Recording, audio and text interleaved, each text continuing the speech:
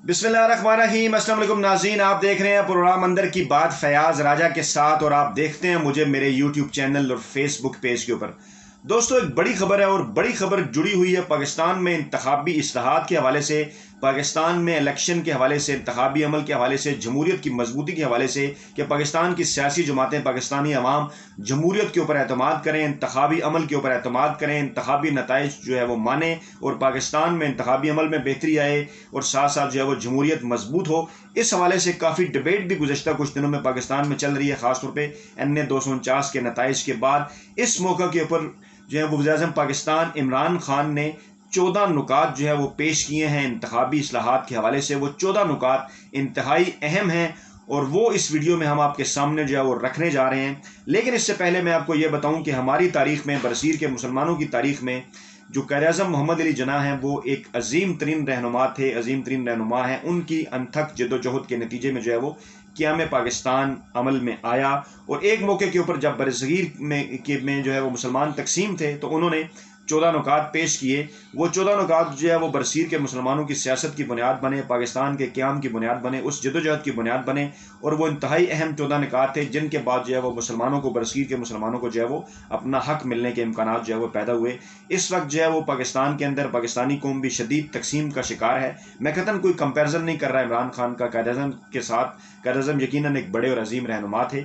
और इमरान खान को भी बड़ी तादाद में लोग चाहते और पसंद करते हैं। लेकिन इमरान खान क्योंकि अक्सर व बेशतर जो है वो ये जिक्र भी करते रहते हैं अल्लामा इकबाल और क़ायद-ए-आज़म का, और अपनी पार्टी का जो उनका मंशूर है उसमें भी जो है वो क़ायद-ए-आज़म और अल्लामा इकबाल के पाकिस्तान के हवाले से बात करते हैं, उनको वो आइडलाइज़ भी करते हैं। तो इसलिए इमरान खान के ये जो 14 नुकात है ये मेरे ख्याल में तो कम से कम पाकिस्तान में इंतखाबी इस्लाहात के हवाले से एक बुनियाद बन सकते हैं और पाकिस्तानी कौम की जो तकसीम है उसको एक नुक्ते पर जो है वो मुतहद कर सकते हैं। ये 14 नुकात इंतहाई अहम है और ये 14 नुकात जो है वो मैं आपके सामने रखने जा रहा हूँ कि उन्होंने क्या नुकात जो है वो पेश किए हैं। इसके ऊपर अपोजिशन का इंतजार है। उन्होंने ये ताज़ा तरीन डेवलपमेंट है, कल उन्होंने दावत दी थी, आज उन्होंने ये 14 नुकात अपने पेश भी कर दिए हैं और इसके ऊपर जो है वो बाबर अवान साहब और फवाद चौधरी साहब और दीगर जो लोग हैं वो इसके ऊपर काम कर रहे हैं। और आप भी वीडियो के फीडबैक में इसके ऊपर कमेंट जो है वो ज़रूर कीजिए कि इंतखाबी इस्लाहात अगर ऐसे हों तो क्या वाकई पाकिस्तान में बेहतरी आ सकती है। सबसे पहले ये कि आइन के आर्टिकल 226 में तरमीम के हवाले से उन्होंने बात की है, जो कि सेनेट इलेक्शन को ओपन कराने के हवाले से बात करता है, हॉर्स ट्रेडिंग जो है वो रोकने के हवाले से। फिर उसके साथ इमरान खान कहते हैं कि इलेक्शन कमीशन को माली खुद मुख्तारी दी जाएगी, यानी आला अदलिया की तर्ज पर ऑटोनोमस होगा। इलेक्शन कमीशन अपने माली मामलात वो खुद चलाएगा, हुकूमत की तरफ जो है वो नहीं देखेगा, बजट अपनी मर्जी से वो अपना इस्तेमाल कर सकता है। फिर जनाब अली इमरान खान ने ये बात की जो है वो, जैसा कि मैंने आप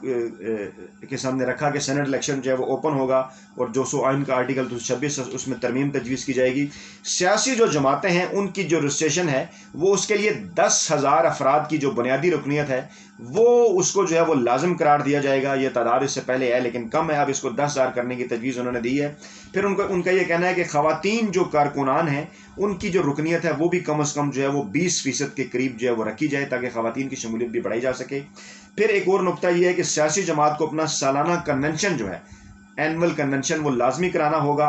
और फिर उसके बाद अगला पॉइंट ये है कि मुइना मुद्दत के अंदर जमाती इंतखाबात जो है उन्होंने कराने होंगे अपनी जमात के अंदर, और जो उनके माली मामलात हैं, जो उनकी फंडिंग है, जो उनका एनुअल बजट है, वो भी जो है वो अवाम के सामने उन्होंने रखना होगा और जमाती इंतखाबात भी करवा के जमहूरियत लानी होगी।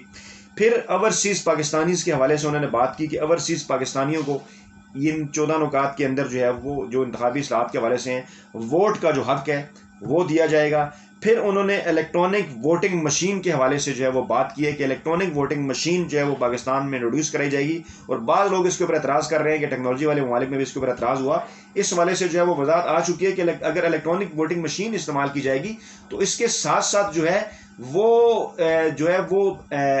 जो उसका जो सॉफ्टवेयर होगा, उसका जो रिकॉर्ड होगा वो कागज़ के ऊपर भी होगा। अगर उधर वोट डलेगा तो कागज़ के ऊपर भी एक वोट डलेगा, यानी डबल रिकॉर्ड जो है उसका रखा जाएगा। ये कल फवाद चौधरी ने एक्सप्लेन भी किया है, इसके ऊपर भी एतराज़ जो है वो जायज़ नहीं है। अच्छा, उसके साथ फिर ये भी कहा गया है नुकात के अंदर कि 60 रोज़ के अंदर हलफ ना उठाने वाले उम्मीदवार की जो नशिस्त है वो खाली हो जाएगी और वहाँ पर दोबारा इंतखाबात जो है वो करवाए जाएंगे। फिर इसके अंदर एक अहम नुकता ये है कि किसी एक हल्के का जो पोलिंग स्टाफ है वो दूसरे हल्के से लिया जाएगा ताकि एक गैर जानबदारी का जो तासुर है उसको बहाल किया जाए कि उसी हल्के के अंदर जो लोग होते हैं वो जानबदार हो सकते हैं, लोग एतराज़ करते हैं, पोलिंग स्टाफ जो है वो दूसरे हल्के से लिया जाए ताकि ये तासुर जो है वो गहरा हो गया, वो गैर जानबदार है।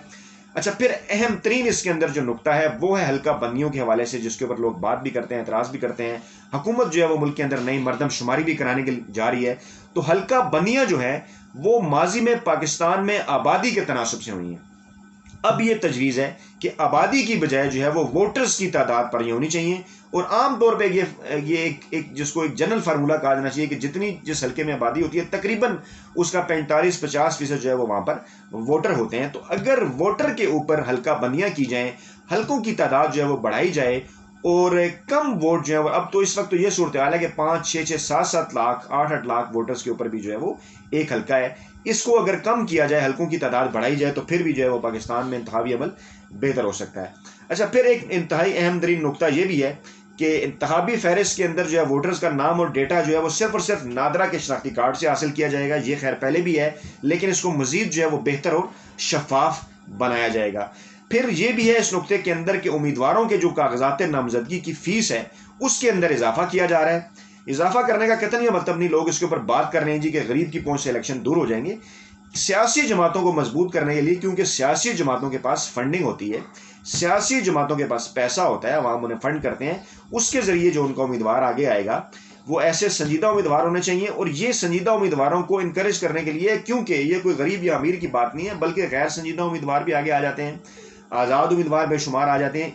ان نکات کے ذریعے آزاد امیدواروں کو ڈسکریج کرنے کے لیے اور پارٹی امیدواروں کو انکریج کرنے کے لیے یہ نقطہ بھی رکھا گیا ہے کہ ان کی فیس میں کچھ نہ کچھ جو ہے وہ اضافہ کیا جائے، تاکہ صرف سنجیدہ جو امیدوار ہے وہ سامنے آئے۔ اچھا پھر اس کے ساتھ ایک پولنگ، یہ انتہائی ایک اہم نقطہ ہے کہ ایک پولنگ اسٹیشن کے اوپر ایک کی بجائے 5 پولنگ ایجنٹ جو ہے وہ مقرر کیے جا سکتے ہیں، یہ بھی تجویز ہے۔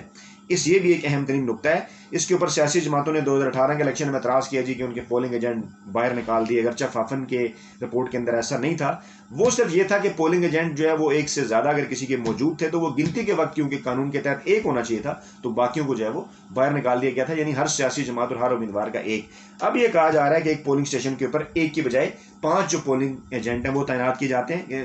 وہ تعینات کیے جا سکتے ہیں، اور اس کے اوپر جو ہے وہ بات کی جا سکتی ہے کہ آیا صرف وہ پولنگ کے وقت ہو یا وہ گنتی کے وقت بھی وہیں پر موجود رہیں، تاکہ زیادہ جو ہے وہ بہتر انداز کے ساتھ جو ہے وہ اس کی گنتی بھی ہو سکے اور سب کے سامنے ہو اور وہ شفاف ہو۔ پھر اس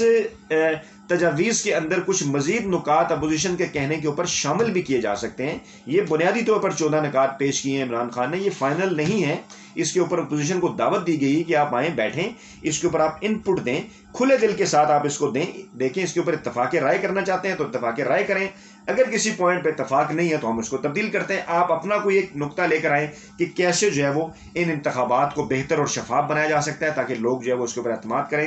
اچھا پھر اس کے اوپر جو اس کے اندر جو ہے وہ یہ بھی کچھ ہے تجاویز بات کی جا رہی ہے کہ آیا پولیس ہونی چاہیے، رینجرز ہونی چاہیے، فوج ہونی چاہیے، کون سے سیکورٹی ادارے ہونے چاہیے جن کے کنٹرول میں جو ہے وہ پولنگ ایجنٹ کے باہر کا ماحول ہو یا پولنگ ایجنٹ کے اندر کا ماحول ہو، اس کے اوپر جو ہے وہ بیٹھ کر جو ہے وہ بات کی جا سکتی ہے۔ لیکن میں یہ سمجھتا ہوں کہ یہ انتہائی اہم ترین جو ہیں وہ 14 نکات ہیں جو عمران خان وزیر اعظم پاکستان کی جانب سے پیش کیے گئے ہیں، اور اس سے بل نظر آ رہی ہے کہ عمران خان پاکستان میں انتخابی اصلاحات جو ہیں وہ چاہتے ہیں، اور اگر ان کے اوپر عمل ہو گیا تو یہ نظر آ رہا ہے کہ پھر پاکستان کے اندر کوئی بھی جو ہے وہ دھاندلی کا شور اس طرح سے نہیں مچائے گا، اور اگر کوئی دھاندلی کا شور مچائے گا تو پھر اس سے یہ کہا جا سکے گا کہ جناب آپ خود ہی تو ان نکات کے اوپر جو ہے وہ راضی ہوئے تھے۔ اس میں سب سے اہم ترین جو نقطہ ہے وہ الیکشن کمیشن کی مالی خود مختاری کے حوالے سے ہے، کیونکہ میں ذاتی طور پر یہ بات جانتا ہوں کہ کئی شہروں کے اندر الیکشن کمیشن کے جو آفسز ہیں وہ کرائے کی بلڈنگوں میں ہیں، ان کے جو سٹورز ہیں وہ بھی کرائے کی بلڈنگز میں، عمارت میں، ان کی کوئی سیکیورٹی نہیں ہے، اور باقی بھی جو سینسٹیو ڈاکومنٹس وہاں پر پڑے ہوتے ہیں وہ بالکل اسی طرح سے پڑے ہوئے ہیں۔ ان تمام معاملات نکات کے اوپر خاص طور پہ اٹانومس یہ جو فائنینشیل اٹانومس اس کے اوپر اگر عمل ہو جاتا ہے تو پاکستان کا الیکشن کمیشن جو ہے وہ بہتری کی راہ پر گامزن ہو سکتا ہے۔ پھر اس کے ساتھ فردر جو ان نکات کے ساتھ تجاویز ہیں وہ یہ بھی ہیں کہ چیف الیکشن کمشنر کیسے لگایا جانا چاہیے، جو باقی ممبران ہیں وہ کیسے لگائے جانا چاہیے، کیا چیف الیکشن کمشنر کو ریٹائرڈ جو ہے وہ جج ہونا چاہیے یا بیوروکریسی کے اندر سے بھی آ سکتا ہے۔ یہ تو خیر پہلے ایک دفعہ طے ہو چکا ہے، اب پہلے جج ہوتا تھا، بیوروکریسی سے بھی آ رہا ہے، اس کے اوپر جو ہے وہ دوبارہ بھی بات کی جا سکتی ہے۔ تو یہ آئین کا آرٹیکل 226 اور اس کے ساتھ دیگر یہ ساری چیزیں اب عمران خان نے پیش کر دی ہیں، سامنے رکھ دی ہیں۔ اب اپوزیشن کا یہ کام بنتا ہے کہ وہ اس کے اوپر آئیں، بات کریں، تاکہ ملک میں جو انتخابی ماحول ہے بہتر بنایا جا سکے۔ آپ بھی اس کے اوپر کمنٹ کر سکتے ہیں، ویڈیو کے کمنٹ باکس میں فیڈ بیک اپنا ضرور دیجیے۔ تمام ان نکات کے اوپر کہ کیسے بہتری لائی جا سکتی ہے. اپنا بہت خیال رکھیے گا. نئی ویڈیو کے ساتھ جلد آپ خدمت میں حاضر ہوں گا. اللہ حافظ.